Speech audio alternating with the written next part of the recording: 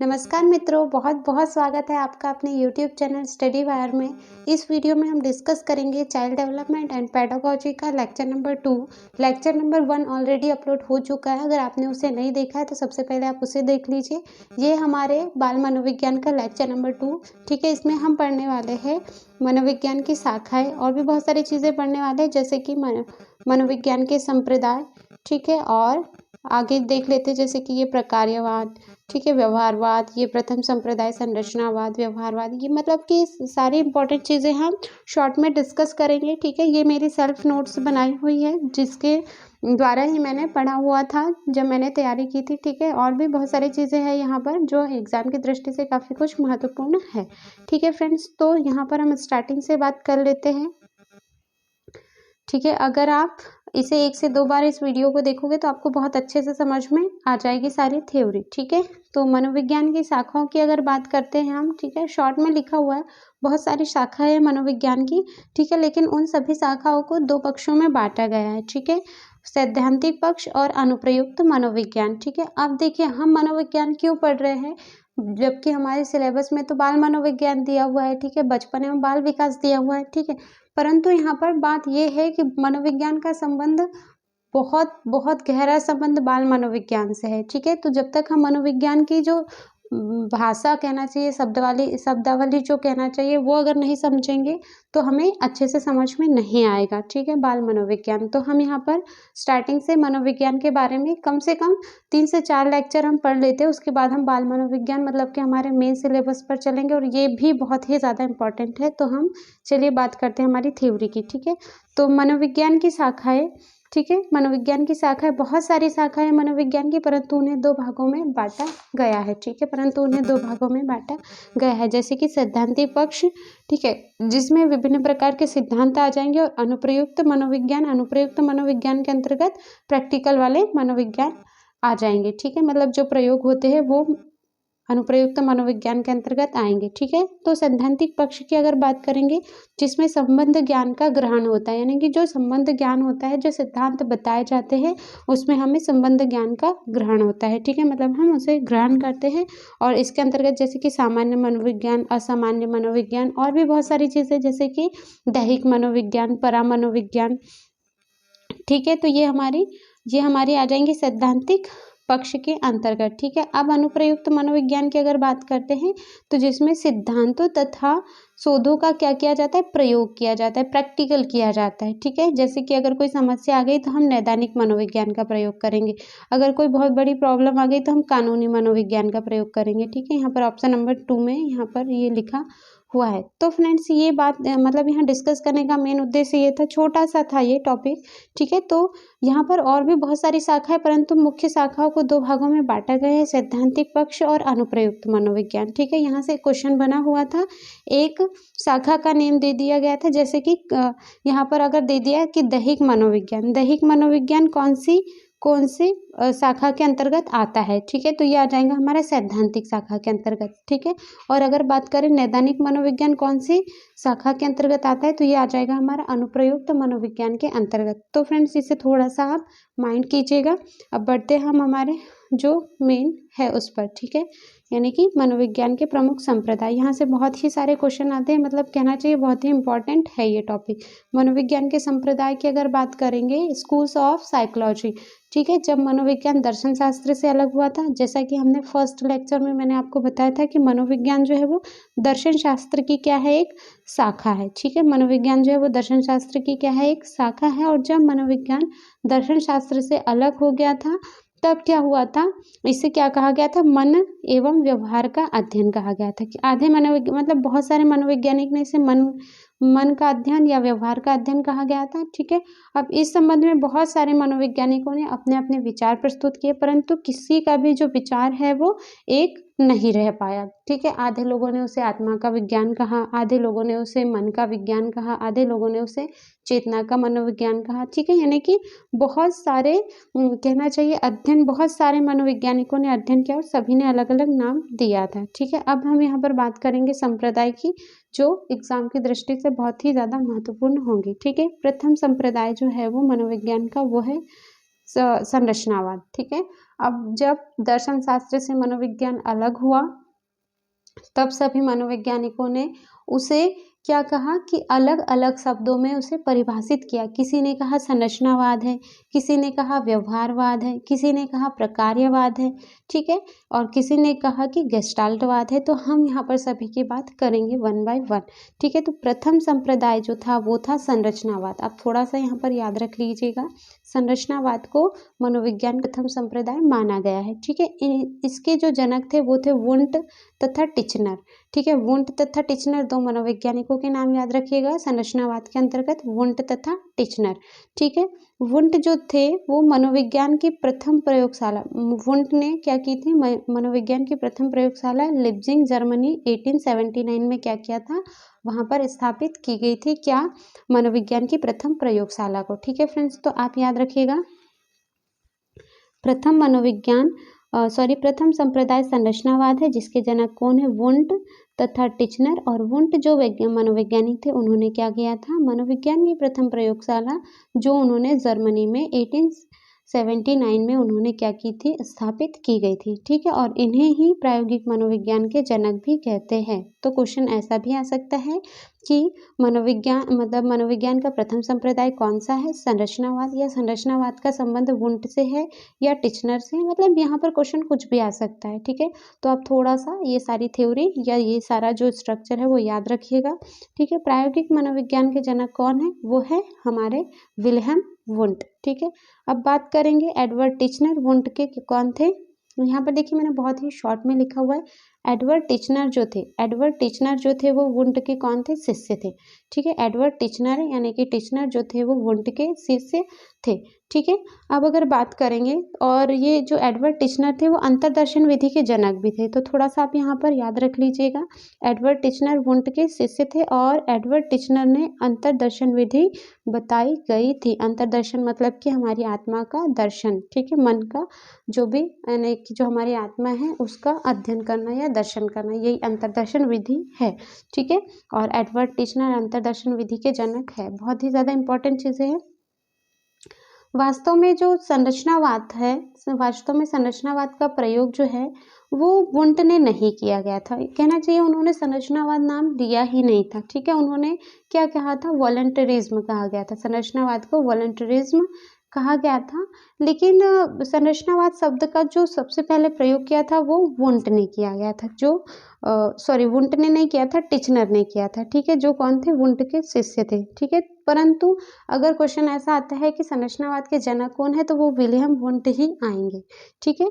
और शब्द का प्रयोग किसने किया था, तो यहाँ पर आ जाएगा एडवर्ड टिचनर ने, ठीक है। और अगर बात करें हम, और भी इनके सहयोगी थे, उनका नेम था वेबर, फैक्नर, हेल्महोल्ट्ज, ठीक है। और इन्होंने क्या कहा था, इन्होंने बताया था कि जो मनोविज्ञान है उसमें हमारी मानसिक क्रियाओं का भी अध्ययन होगा, और साथ ही साथ क्या बताया था कि मानसिक क्रियाओं के साथ साथ और भी जो जैसे कि तार्किक क्षमता होती है हमारी, ठीक है ना, क्रियात्मक क्रियाएं होती है, ठीक है, गति क्रियाएं होती है, इन सभी का अध्ययन भी इन्होंने बताया था, ठीक है। तो ये हो गया हमारा संरचनावाद, ठीक है फ्रेंड्स। तो थोड़ा सा इसे हम एक बार फिर से रिवाइज कर लेते हैं, ठीक है। प्रथम संप्रदाय है हमारा क्या, संरचनावाद, ठीक है। अगर हम मनोविज्ञान के प्रथम संप्रदाय की बात करेंगे, संरचनावाद है, ठीक है। वुंट कौन है, इसके जनक है, टिचनर वुंट के कौन है, शिष्य है जिन्होंने इनका समर्थन किया था, ठीक है।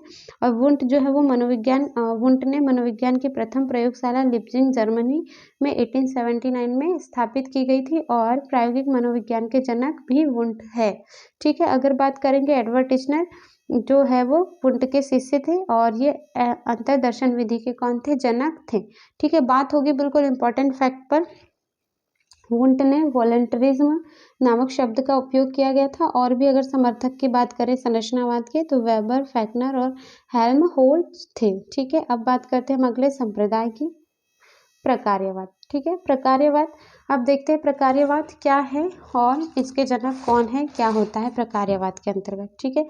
अब अगर प्रकार्यवाद की बात करते हैं तो ये है फ्रेंड्स हमारा दूसरे नंबर का जो संप्रदाय वो है प्रकार्यवाद, ठीक है। प्रकार्यवाद की अगर बात करते हैं हम तो यह संप्रदाय, ठीक है, यह संप्रदाय जो है वो सिद्धांतों की तरह एक प्रतिक्रिया के रूप में शुरू हुआ था। मतलब इस संप्रदाय के अंतर्गत सिद्धांतों को सबसे ज़्यादा इसमें बल दिया गया था। ठीक है, सिद्धांतों को सबसे ज़्यादा इसमें बल दिया गया था। और अगर हम बात करें वो तो इसके जनक जो है वो थे विलियम जेम्स। ठीक है, कौन थे प्रकार्यवाद के जनक? वो थे विलियम जेम्स। ठीक है, और जेम्स एक अमेरिकन मनोवैज्ञानिक थे। ठीक है, हमें बहुत सारी चीज़ें मतलब यहाँ पर क्या रखना है, सिर्फ शॉर्ट में याद रखना है। शॉर्ट में याद रखना है कि प्रकार्यवाद के जनक कौन थे? विलियम जेम्स थे। ठीक है, विलियम जेम्स ने एक पुस्तक भी लिखी थी, उसका जो नेम था वो था मनोविज्ञान के सिद्धांत। ठीक है, मनोविज्ञान के सिद्धांत और टॉक टू टीचर्स, दो इनकी क्या थी? बुक थी। ठीक है, टॉक टू टीचर्स और मनोविज्ञान के सिद्धांत, और ये थे प्रकार्यवाद के जनक। ठीक है, अब अगर बात करेंगे तो इन्होंने क्या किया था प्रकार्यवाद में इन्होंने ये बात की थी कि सबसे ज़्यादा इन्होंने जो मनुष्य की रुचि है या बालक की जो रुचि है उस पर महत्वपूर्ण स्थान दिया गया था। ठीक है, यानी कि ये बताया गया था कि जो मनोविज्ञान है, मनोविज्ञान में सबसे ज़्यादा अगर हमें ध्यान देना चाहिए तो वो मनुष्य की रुचि पर ध्यान देना चाहिए। ठीक है, मतलब जो रुचि होती है, ठीक है, रुचि जो होती है उसके थ्रू हम हमारे मस्तिष्क को शत्रु की बजाय मित्र बना सकते हैं। ठीक है, ये एक बात उन्होंने कही थी, ये स्टेटमेंट भी उन्होंने कहा गया था। ठीक है, तो यहाँ पर ये बात समझ में मतलब आई थिंक आपको समझ में आ गई होंगी। अब इनके जो समर्थक थे उन्होंने उनका जो नेम है वो है जॉन डेवी, जेम्स एंजल और हार्वेकर, ये तीन इनके समर्थक थे। आप थोड़ा नाम याद भी रखो तो भी अच्छी बात है। और जैसे कि इनके थ्रू तो अभी तक के कोई क्वेश्चन नहीं आया है, परंतु जॉन डेवी से संबंधित क्वेश्चन आए हुए हैं। ठीक है, तो अगर हम बात करें तो प्रकार्यवाद के जनक है हमारे विलियम जेम्स। पुस्तक इन्होंने लिखी है मनोविज्ञान के सिद्धांत, टॉक टू टीचर्स। ठीक है, और रुचियों को महत्वपूर्ण स्थान दिया है। जॉन डेवी प्रकार्यवाद के जनक थे। ठीक है, और इन्होंने अब देखिए जो प्रकार्यवाद में इन्होंने बात बोली थी, उन्होंने महत्वपूर्ण स्थान जो दिया था वो रुचियों को दिया था। ठीक है, रुचियों को महत्वपूर्ण स्थान दिया था और क्रियात्मक परिस्थिति को सबसे ज़्यादा इम्पोर्टेंट स्थान दिया था। ठीक है, जैसे कि मानसिक प्रक्रियाओं और कार्यों पर बल दिया गया था। ठीक है, मतलब इन्होंने ये कहा था कि प्रकार्यवाद के अंतर्गत मानसिक क्रियाएं बहुत ही ज़्यादा इम्पोर्टेंट है, रुचि बहुत ज़्यादा इम्पोर्टेंट है और कार्यों पर क्या दिया था? बल दिया गया था। ठीक है, अब हम अगर बात करते हैं तो ये हमारा हो गया प्रकार्यवाद एंड। ठीक है, जितनी इम्पोर्टेंट चीज़ें थी उसमें से वो आप लोगों के सामने है यहाँ पर। ठीक है, अब ये जो है वो नेक्स्ट है हमारा गेस्टाल्टवाद। ठीक है, यहाँ से क्वेश्चन एक दो आते ही हैं। ठीक है, अब हम यहाँ पर बात करते हैं हमारे गेस्टाल्टवाद की। ठीक है, गेस्टाल्टवाद बहुत इंपॉर्टेंट है। गेस्टाल्टवाद के अंतर्गत क्या बताया गया था कि गेस्टाल्टवाद मनोविज्ञान का वह संप्रदाय है जिसमें इस विचार पर बल दिया जाता है कि चीज़ें जो होती हैं, चीज़ें एकीकृत पूर्णाकार के रूप में अनुभव की जाती है। मतलब अगर हमें कोई भी एक थ्योरी पढ़ानी है, ठीक है, अगर हमें कोई भी एक सिद्धांत पढ़ाना है तो उसे एकीकृत करके पढ़ाया जाए, पूर्ण रूप से पढ़ाया जाए। ठीक है, एकीकृत चीज़ें एकीकृत पूर्णाकार के रूप में अनुभव की जाती है। ऐसा विचार कौन से संप्रदाय का था? तो ऐसा विचार था गेस्टाल्टवाद या समग्राकृतिवाद का। ठीक है, चीज़ें एकीकृत पूर्णाकार रूप में अनुभव की जाती है। ठीक है, अब देखिए गेस्टाल्ट जो है वो किसी वैज्ञानिक का नाम नहीं है, गेस्टाल्ट जो है वो एक जर्मन शब्द है। ठीक है फ्रेंड्स, गेस्टाल्ट जो है वो एक जर्मन शब्द है जिसका अर्थ होता है संपूर्ण या पूर्ण। ठीक है, गेस्टाल्ट जो है वो एक जर्मन शब्द है जिसका अर्थ होता है संपूर्ण या पूर्ण। यही याद रखिए प्लीज़, ये बहुत ही ज़्यादा इंपॉर्टेंट है। ठीक है, अब अगर हम बात करें गेस्टाल्टवाद के संस्थापक की, मैक्स वर्दिमर। ठीक है, मैक्स वर्दिमर कौन थे? गेस्टाल्टवाद के संस्थापक थे। मैक्स वर्दिमर कौन थे? गेस्टाल्टवाद के संस्थापक थे। और अगर बात करें इनके समर्थकों की तो वोल्फगैंग कोहलर एंड कुर्ट कोफक का। ठीक है, कुर्ट कोफक का एंड वोल्फगैंग कोहलर जो है वो मैक्स वर्दिमर के समर्थक थे। ठीक है, और गेस्टाल्टवाद के संस्थापक का अगर क्वेश्चन आता है तो हमें मैक्स वर्दिमर पर ही टिक करना है, और अगर समर्थक की बात आती है या संबंधित आता है तो हमें वोल्फगैंग कोहलर देन कुर्ट कोफक का। ठीक है, कुर्ट कोफक का भी कौन थे? गेस्टाल्टवाद के समर्थक थे। ठीक है फ्रेंड्स, अब यहाँ पर अब बात कर लेते हैं। ठीक है, ये इंपॉर्टेंट चीज़ें हैं। विचारों एवं व्यवहारों को लघुत्तम अवयवों में तोड़ने की बजाय अपने अनुभवों को पूर्ण रूप से सीखा जाए। मतलब इन्होंने क्या बताया था? इन्होंने आणविक जो विचारधारा है, आणविक जो विचारधारा है यानी कि अणुओं में तोड़कर पढ़ने पर इन्होंने बल नहीं दिया था। ठीक है, इन्होंने क्या बताया था कि अगर हम विचारों या व्यवहारों को छोटे छोटे रूप में अगर तोड़ के पढ़ेंगे, ठीक है, तो हमें ये उतना ज़्यादा उपयोगी नहीं होगा, परंतु हम विचारों एवं व्यवहारों को लघुत्तम अवयव में तोड़ने की बजाय अपने अनुभव को पूर्ण रूप दे दें, यानी कि जो हमारा व्यवहार है, जो हमारा सिद्धांत है, उसे हम पूर्ण रूप दे दें तो हम उसे बहुत अच्छे से समझ सकते हैं। तो ये हो गया हमारा गेस्टाल्टवाद। ठीक है, अब गेस्टाल्टवाद में जो 3 मनोवैज्ञानिक थे, उन्होंने अलग अलग चीज़ों पर काम किया। तो कौन कौन सी चीज़ों पर किन्ने किन्ने काम किया ये मैं आपको बता देती हूँ। मैक्स वर्दीमैन, इन्होंने प्रत्यक्षण पर काम किया।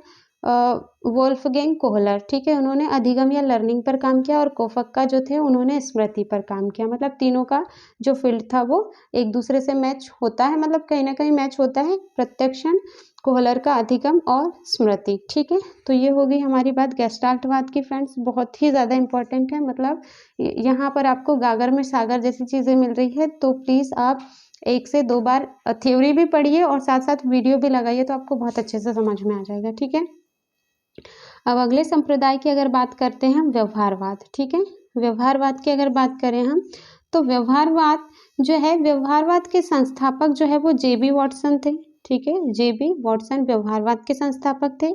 ये भी कौन थे? एक अमेरिकी मनोवैज्ञानिक थे। ठीक है, ये कौन थे? एक अमेरिकी मनोवैज्ञानिक थे। ठीक है, वॉटसन ने मनोविज्ञान की विषय वस्तु के रूप में निरीक्षण योग्य व्यवहार पर बल दिया। ठीक है, निरीक्षण योग्य व्यवहार पर बल दिया।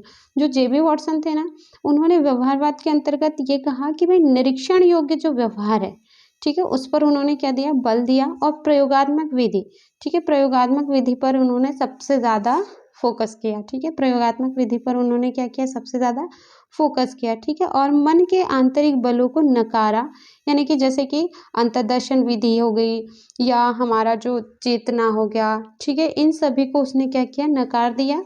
ठीक है, और अंतर्दर्शन विधि को अविश्वसनीय कहा। अंतर्दर्शन विधि के जनक कौन थे फ्रेंड्स? मैंने आपको बताया था, वो थे हमारे एडवर्ड टिचनर। ठीक है, तो इन्होंने अंतर्दर्शन विधि जो है उसको क्या किया? नकार दिया। उन्होंने प्रयोगात्मक विधि पर बल दिया। ठीक है, अब देखिए आगे इन्होंने क्या कहा है।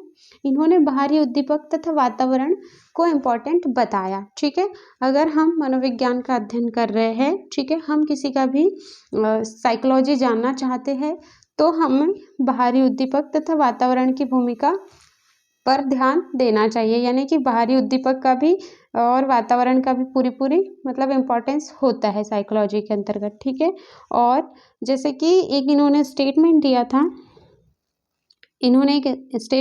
था, कि किसी भी शिशु को, है ना, बहुत ही इम्पोर्टेंट है, किसी भी शिशु को, कोई भी शिशु हो, किसी भी शिशु को हम एक भिखारी भी बना सकते हैं, एक वकील भी बना सकते हैं, वैज्ञानिक भी बना सकते हैं या अपराधी भी बना सकते हैं। ठीक है, बहुत ही इंपॉर्टेंट है ये चीज़।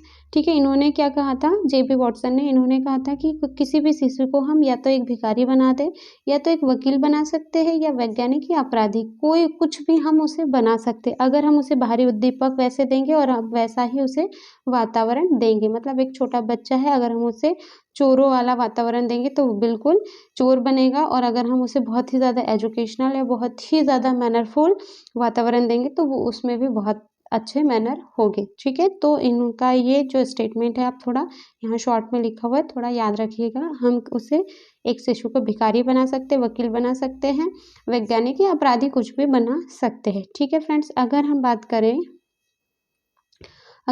करें व्यवहारवाद की, तो थार्नडाइक, पावलोव, स्किनर, गुथरी, हल, टॉलमैन और अल्बर्ट बेंडूरा। ठीक है, तो ये सारे के सारे कौन थे? ये सारे के सारे थे हमारे व्यवहारवाद के जनक। ठीक है फ्रेंड्स, देखिए यहाँ से क्वेश्चन कैसे आते हैं वो मैं आपको बताती हूँ। ठीक है, क्वेश्चन किस तरीके से आते हैं वो मैं आपको यहाँ पर बताती हूँ। पावलोव का संबंध निम्न में से कौन से संप्रदाय से है?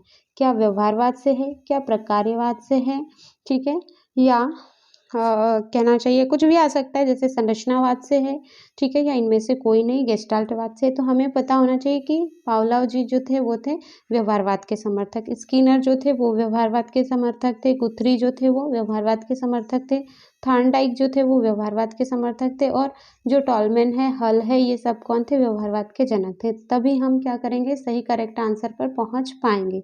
ठीक है फ्रेंड्स, तो मैं अपनी पूरी कोशिश कर रही हूँ आपको समझाने की। ठीक है, 1 से 2 बार देखिए वीडियो, आपको बहुत अच्छे से समझ में आ जाएगा। अगला जो हमारा संप्रदाय है वो है हमारा मनोविश्लेषणवाद।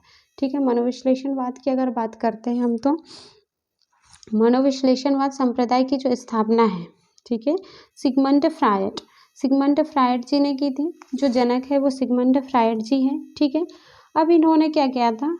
फ्रायड ने व्यवहार पर अचेतन मन के प्रभाव पर बल दिया था। ठीक है, सबने अपना अपना विचार बताया।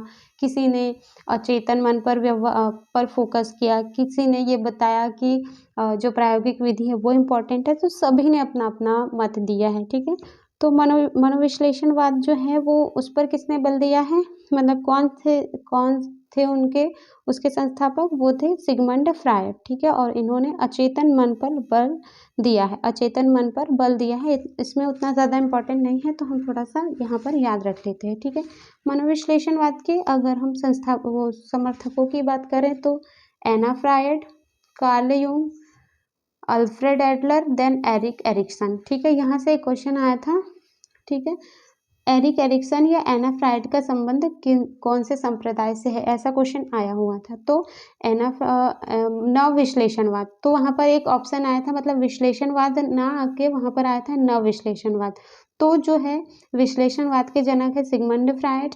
ठीक है, और नव विश्लेषणवाद का संबंध जो है वो एना फ्रायड और एरिक एरिक्सन दोनों से है, क्योंकि इन्होंने इनके बाद में क्या किया था? एक नव विश्लेषणवाद की स्थापना की थी।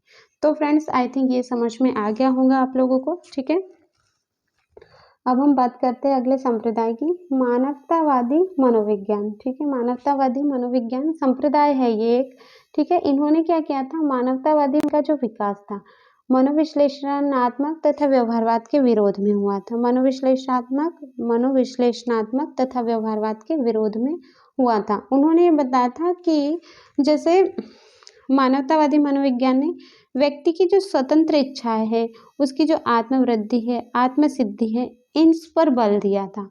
ठीक है, इस पर बल दिया था, और इस संप्रदाय के जो जनक थे वो थे अब्राहम मैस्लो। ठीक है, अब्राहम मैस्लो और कार्ल रोजर भी इसके समर्थक थे। ठीक है फ्रेंड्स, तो ये हो गया हमारा यहाँ पर। ठीक है, अब आगे भी है जो वो डिस्कस कर लेंगे, तो थोड़ा सा इसे हम अच्छे से रिवाइज कर लेते हैं। ठीक है, तो मानवतावादी मनोविश्लेषणात्मक में हमें क्या याद रखना है? हमें याद रखना है संस्थापक अब्राहम मैस्लो। ठीक है, और जो समर्थक थे वो कार्ल रोजर्स थे। इन्होंने व्यक्ति की स्वतंत्र इच्छाओं पर बल दिया था, आत्मवृद्धि पर, आत्मसिद्धि पर बल दिया था, और मनोविश्लेषण और व्यवहारवाद को इन्होंने नकार दिया था। ठीक है, अब हम बात करते हैं अगले इम्पोर्टेंट चीज़ों की। ठीक है, अब देखते हैं मनोविज्ञान में बल। क्वेश्चन ऐसे ही आते हैं, मतलब इसी के अंदर से आते हैं क्वेश्चन। ठीक है, तो मनोविज्ञान में बल की अगर बात करें तो मनोविज्ञान का प्रथम बल किसे कहा गया है? मनोविज्ञान का प्रथम बल कहा गया है मनोविश्लेषणवाद को। ठीक है, मनोविज्ञान का प्रथम बल किसे कहा गया है? मनोविश्लेषणवाद को। और द्वितीय बल किसे कहा गया है फ्रेंड्स? हाँ, ठीक है, मनोविज्ञान का द्वितीय बल जो है वो किसे कहा गया है? द्वितीय बल व्यवहारवाद को कहा गया है, प्रथम बल कहा गया है मनोविश्लेषणवाद को, और तृतीय बल मानवतावादी मनोविज्ञान को कहा गया है। तो हमें यहाँ पर ये याद रखना है कि प्रथम बल कौन सा है, द्वितीय बल कौन सा है, तृतीय बल कौन सा है। ठीक है फ्रेंड्स, तो प्रथम बल है हमारा मनोविश्लेषणवाद, और व्यवहारवाद मानवतावादी मनोविज्ञान। ठीक है, तृतीय बल। अब देखिए अंतर्दर्शन क्या होता है? बहुत ही छोटी सी चीज़ है, पर हम कई बार क्या होते हैं? कंफ्यूज हो जाते हैं। अंतर्दर्शन क्या होता है? आत्मनिरीक्षण। ठीक है, इंट्रोस्पेक्शन। ठीक है, तो अगर बात करेंगे अपने मानसिक अवस्था को अनुभव करने के लिए स्वयं के अंदर झांकना, मतलब हमारी जो मानसिक अवस्था है उसे समझने के लिए स्वयं के अंदर झांकना क्या कहलाता है? अंतर्दर्शन। इस विधि के जो संस्थापक है वह है हमारे एडवर्ड टिचनर। ठीक है, एडवर्ड टिचनर जी जो है वो अंतर्दर्शन विधि के संस्थापक है। ठीक है फ्रेंड्स, अब अगर मानक की बात करेंगे तो मानक क्या होते हैं? ठीक है, मानक क्या होते हैं ये भी मतलब ये छोटे से शब्द का अर्थ मेरा समझाने का ये उद्देश्य है कि जैसे मानक शब्द आ गया, हम अगर मानक शब्द का अर्थ नहीं समझ पाएँगे तो उससे संबंधित जो क्वेश्चन आएँगे ना, तो वो नहीं समझ पाएँगे हम, ठीक है? तो इम्पोर्टेंट है थोड़ा-सा मानक, किसी विशिष्ट मापन पर किसी विशिष्ट व्यक्ति की तुलना की जा सके, यानी कि जो भी कहना चाहिए, अगर हमें 5 वर्ष 5 वर्ष के बालक की क्या करना है, हमें उसकी अवस्थाओं का अध्ययन करना है या उसकी आदतों का अध्ययन करना है, तो हम जो मानक मान लेते हैं, ठीक है? एक ग्रुप हो सकता है या कोई या कोई एक पर्टिकुलर व्यक्ति हो सकता है, तो वो होता है हमारा मानक, मॉडल बोल देना चाहिए, ठीक है?